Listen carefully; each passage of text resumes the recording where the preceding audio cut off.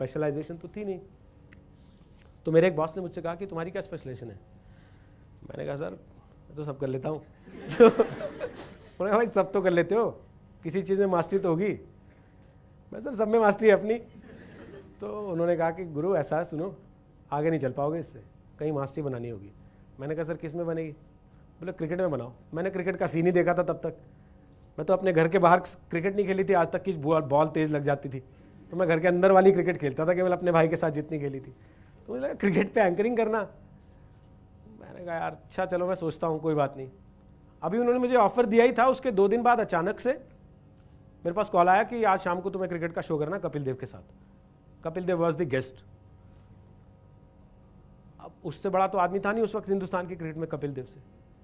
तो कपिल देव के साथ बैठ के क्रिकेट का शो करना, ऐसे आदमी को जिसको क्रिकेट का सीन ही आता हो, वो क्या करेगा? मुझे लगा आज तो हो गया, नौकरी खत्म।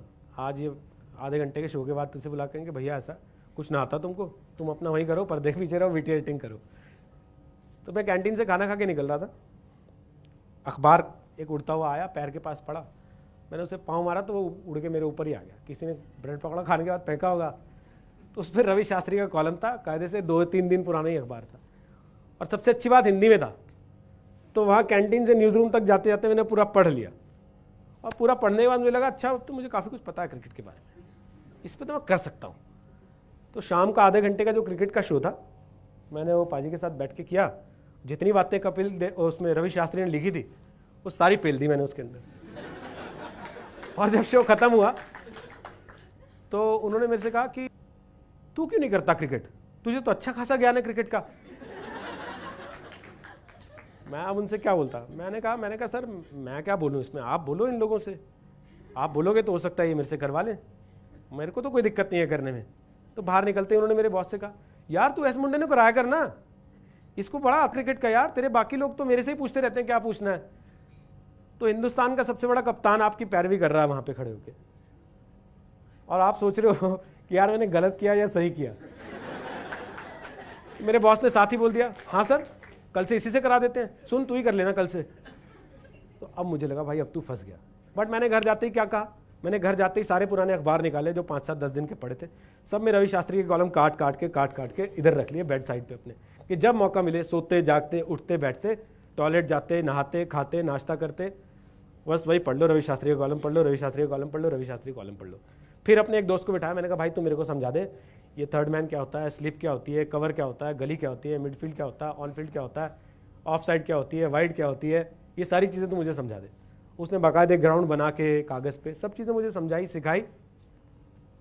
और ये बात केवल उसको और मुझे ही पता थी कि जो आदमी टीवी पे रोज़ क्रिकेट का शो कर रहा है उसे ग्राउंड आज सिखा रहे हैं हम लोग कि कैसा होता है।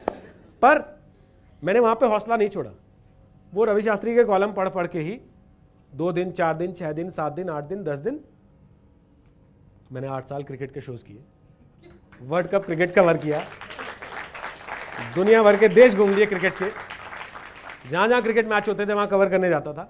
और आपको यकीन बताऊँ पहली बार जब मुझे सड़क पे किसी ने आके रोका, मैं कॉम्जम रेस्टोरेंट में खाना खाने गया था रात में निज़ामुद्दीन पे, तब नया नया खुला था, बहुत क्रेज़ रहता था उसका, बहुत भीड़ होती थी वहाँ, तब उसकी इमेज इतनी ख़राब नहीं थी जितनी आज ख़राब है, लोग परिवार के साथ भी आते थे। तो मैं गया वहाँ पे बैठा हुआ था मैं अपने दोस्तों के साथ 2-3, तो 3 लड़के आए आप मेरे पास 20-22 साल के, भैया आप रोहित सरदाना है? मैंने कहा हाँ बताइए। आप जी न्यूज़ पे क्रिकेट वाला प्रोग्राम करते हैं ना? मैंने कहा ये अपना क्रिकेट का शो करना सक्सेसफुल हो गया, आज पहली बार किसी ने जो है बाहर आके पहचान लिया कि ये आदमी वही है जो टीवी पे आता है। आप सोचो मैं जब अपने घर से निकला था तो मैं ये थॉट लेके निकला था कि भाई आप जब बाहर निकलो तो लोगों को आपको पहचानना चाहिए। तब वो 2006 में जाके 2007 में जाके मुझे लगा 2008 में जाके कि हाँ भाई अब उस दिशा में आपने बढ़ना शुरू कर दिया। अगर मैं पहले दिन उससे कह देता कि सर मेरा तो क्रिकेट में कोई ऐसा है नहीं इंटरेस्ट, मैंने कभी जीवन में क्रिकेट खेली नहीं, जैसा हम आमतौर पे करते हैं, कोई अपॉर्चुनिटी आती है हम उसको अपने उस पर टेस्ट करते हैं कि भाई हम इसके साथ कितने कंफर्टेबल हैं, और हम फाइनली उसको डिनाई या एक्सेप्ट कर लेते हैं। वहाँ पे आने के बाद वहाँ क्या होता है, वो अपॉर्चुनिटी जब हमारे हाथ से चली जाती है फिर हम बैठ के रोते हैं कि यार मौका आया था चला गया। किसी और को मिल जाता है, वो उसको एक्वायर कर लेता है, वो उस पर अपनी अचीवमेंट्स गेन करता है और फिर आपसे आगे बढ़ जाता है। आप वहीं के वहीं खड़े हुए देखते रह जाते हो।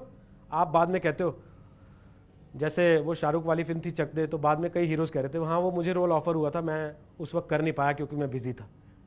भाई शाहरुख खान ने कर लिया और चक दे इतिहास बन गई, है ना।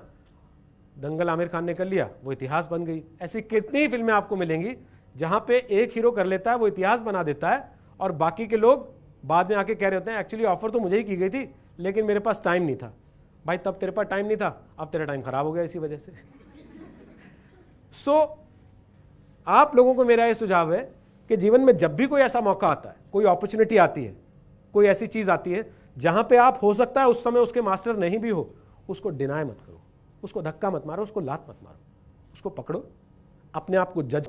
अगर आज की तारीख में कहीं आपको लग रहा है कि आपके पास थोड़ी सी भी पॉसिबिलिटी है कि आप उसको जस्टिफाई कर सकते हो अपने आप को थोड़ा सा मॉडिफाई करके, तो उसको करना चाहिए, उसको छोड़ नहीं देना चाहिए। क्योंकि जब आप छोड़ दोगे तो वो किसी और के लिए हो जाएगी, और जब वो किसी और के लिए हो जाएगी तो आपका कंपटीशन आपसे वहां से आगे निकल जाएगा, आप उससे पीछे रह जाओगे।